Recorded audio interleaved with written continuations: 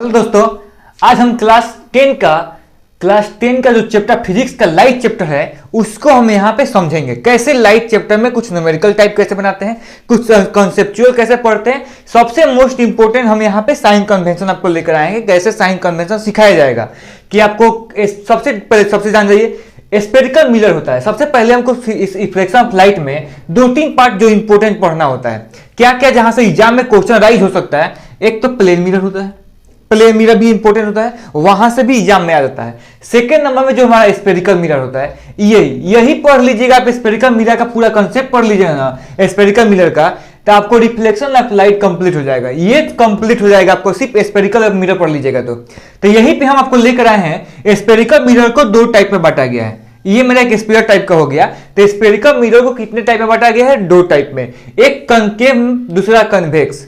पहला क्या होता है? कनकेव, दूसरा होता है कन्वेक्स। और देखिए यहाँ पे हम फिजिक्स का आपको चैप्टर इसलिए वीडियो स्टार्ट किए हैं कि फिजिक्स में जितना ही जो इंपॉर्टेंट होता है ना उसको हम आपको यहाँ पे करा सके। मैथ तो कराते ही हैं, फिजिक्स भी कराएंगे, आपको केमिस्ट्री भी कराएंगे। यहाँ पे बहुत जो जितना इंपॉर्टेंट चैप्टर होगा जिससे क्वेश्चन एग्जाम में ज्यादा वेटेज रहता है वो आपको यहाँ पे कराएंगे। ठीक है, सबसे पहले मेरा कनकेव मिरर दिया है, उसके बाद कन्वेक्स मिरर। तो कनकेव मिरर में क्या होता है देखिए, याद करने का ट्रिक देखिएगा कैसे। कनकेव मिरर का फिगर कैसे याद रखिएगा। जो देखिए एक गुफा टाइप का दिखे, इस तरह जो दिखेगा, जो उसमें रे आएगा, ऐसे रे आएगा। जो मतलब नहीं, मान लीजिए कि गुफा में कुछ जा रहा है, अंदर जा रहा है, तो इसको मान लीजिए कि मेरा क्या है? Concave mirror. कन्वेक्स मिरर क्या होता है? कन्वेक्स मिरर देखिए ये होता है ऐसे, गुफा इससे देखिए, यहां से इसमें बाहर से आता है, इसमें अंदर जाएगा, इसमें बाहर से आता है। तो इसमें जो अंदर आता है तो कन्वर्जिंग मिरर यहीं पे कन्वर्ज करता है, तो इसको हम क्या बोलते हैं? Converging mirror. यहाँ पे जो रे आता है ऐसे आने के बाद डाइवर्ज हो जाता है, तो इसको हम क्या बोलते हैं? Diverging mirror. ये क्या होता है? Converging mirror. एग्जाम में कहीं कहीं आपको कंफ्यूज करने के लिए कनकेव ना देगा, कन्वर्जिंग दे देगा। तो कन्वर्जिंग दे देगा तो यही समझिएगा कनकेव ही होता है। और कन्वेक्स जगह पर डाइवर्जिंग दे दिया तब भी समझिएगा क्या होता है? मेरा कन्वेक्स ही होता है। ठीक है, तो अभी हम यहाँ पे सिर्फ मिरर फिगर के बारे में समझे और इसके नाम के बारे में समझे, क्या होता है इसके बारे में। ठीक है, थोड़ा सा अब इसके आगे हम लोग समझते हैं कि इसके आगे और क्या होता है।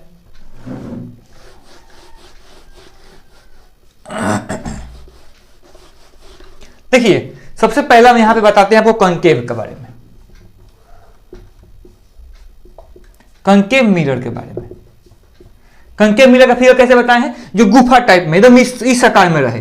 ठीक है, ऐसे बना दीजिए। ये हमारा पॉलिश सरफेस रहता है, पीछे की तरफ पॉलिश होता है, इसका पीछे की तरफ पॉलिश। जो ये मेरा रे जाता है, इसको जो बीचों बीच कट करता है, ये मेरा होता है प्रिंसिपल एक्सिस। क्या होता है? Principal axis.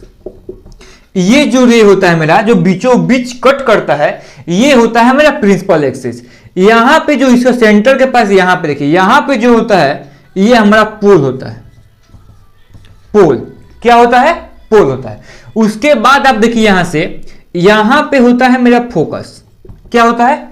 फोकस। यहां पे होता है फोकस। अब फोकस का जस्ट दुगुना होता है मेरा यहां पे centre of curvature.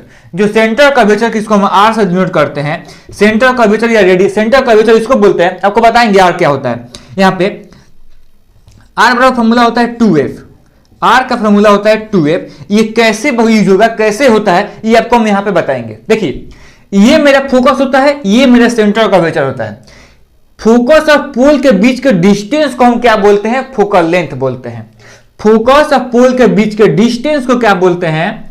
Distance between f and p is called focal length.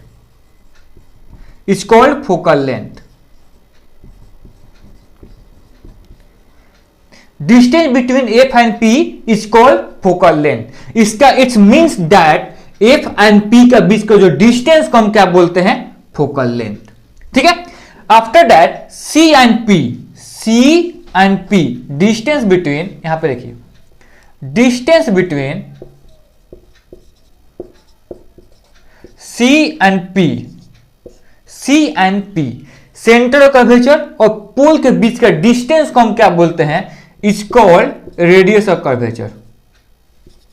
It's called radius of curvature. इसको बोलते हैं हम लोग रेडियस ऑफ कर्वेचर। देखिए नोट कीजिएगा यहां पे, सेंटर और पोल के बीच के डिस्टेंस को हम बोलते हैं रेडियस ऑफ कर्वेचर, पोल और फोकस के बीच के डिस्टेंस को बोलते हैं हम लोग फोकल लेंथ। यहां पे देखिए यही एक नोट पढ़ने वाला पॉइंट है, इसके बीच और इसके बीच का डिस्टेंस को फोकल लेंथ, इसके और इसके बीच का डिस्टेंस को रेडियस ऑफ कर्वेचर बोलते हैं। वही पॉइंट हम यहां पे लिखे हैं आपको कि r = 2f होता है, मतलब आपको f दिया है 10, तो सेंटर रेडियस ऑफ कर्वेचर कितना हो जाएगा, यहां से यहां तक हो जाएगा आपका 20। अगर f 10 दिया रहे, मतलब फोकल लेंथ आपको 10 दिया रहे और रेडियस ऑफ कर्वेचर पूछ दे, फोकल लेंथ 10 दिया रहे और रेडियस ऑफ कर्वेचर पूछ दे, रेडियस ऑफ कर्वेचर पूछ दे तो कितना हो जाएगा मेरा 20 हो जाता है। यहां पे ये नोट करने वाला पॉइंट है, आपको क्या क्या बताए हैं देखिए नोट कीजिएगा, pole, focus, centre curvature, focal length, radius of curvature कितना होता है वो बता दिए। इस पर्सन को देखिए, इस पर्सन को हम बोलते हैं अपरेटस बोलते हैं। क्या बोलते हैं, अपरेटस। इस पर्सन को अपरेटस बोलते हैं। यहां पे आप नोट कर लीजिएगा। उसके बाद यहां पे कंडीशन आता है फिगर पे, वो भी आपको दिखाते हैं। यहां पे इतना नोट कर लीजिए, आप स्क्रीनशॉट ले लीजिए या नोट कर लीजिए। कंकेव मिरर का अब हम फिगर के बारे में पढ़ते हैं। फिगर इसका कैसे कैसे क्या होता है, इसमें आपको 6 टाइप का फिगर पढ़ना पड़ता है। कितने टाइप का, 6 टाइप का फिगर हम यहाँ पे पढ़ना पड़ता है। 6 टाइप का फिगर तो आपको यहाँ पे एक्सप्लेन नहीं करने वाले हैं, लेकिन आपको थोड़ा थोड़ा बता देंगे कैसे कैसे होता है।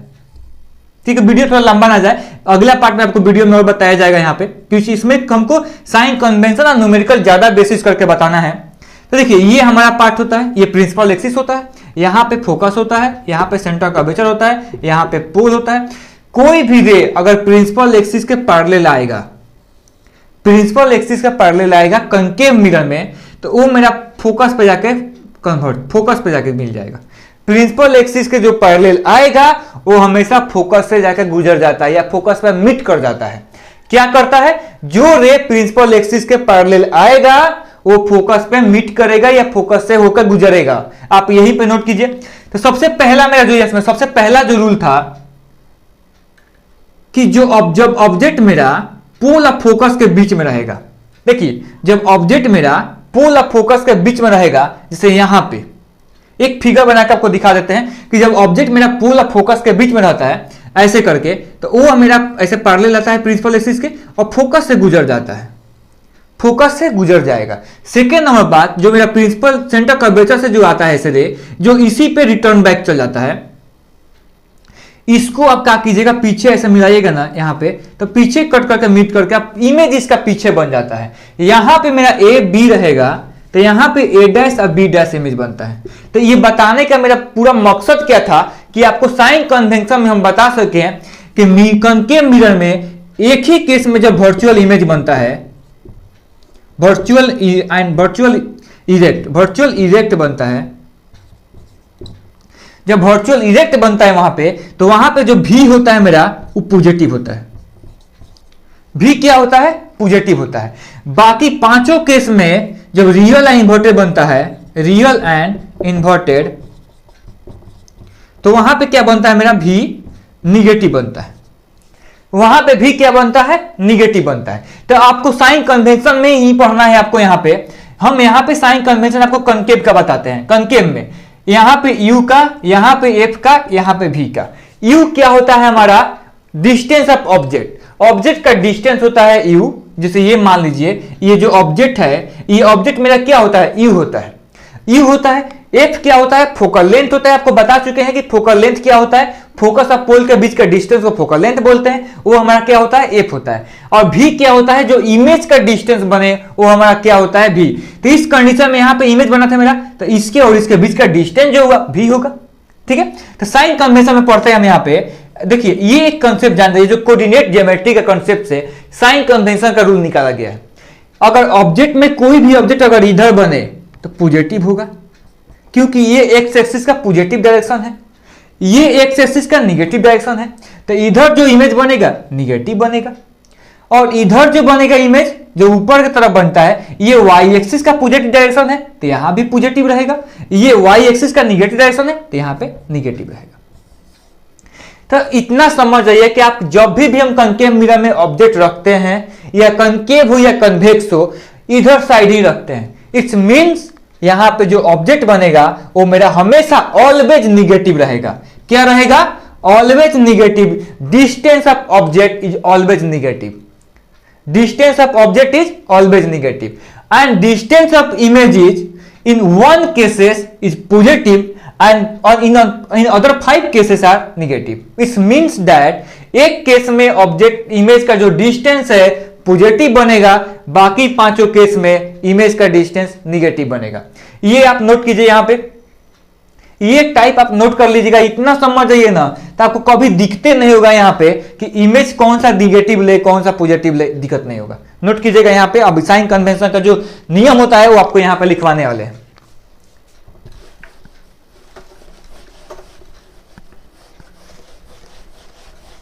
देखिए साइन कन्वेंशन का जो नियम होता है यहां पे कॉन्केव मिरर में यू हमेशा निगेटिव होता है।